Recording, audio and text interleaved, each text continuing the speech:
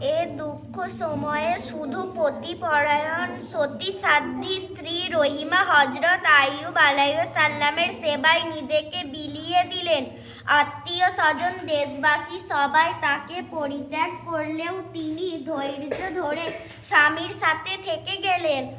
এ পরিসীম সহনশীলতার জন্য আল্লাহ পাক হযরত আইয়ুব আলাইহিসসালামের সমস্ত ধন সম্পদ ও স্বাস্থ্য ফিরিয়ে দিলেন।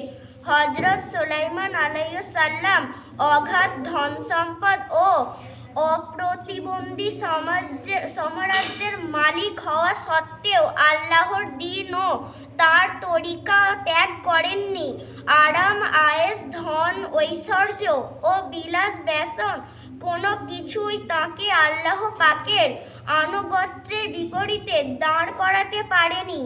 তিনি সময়কে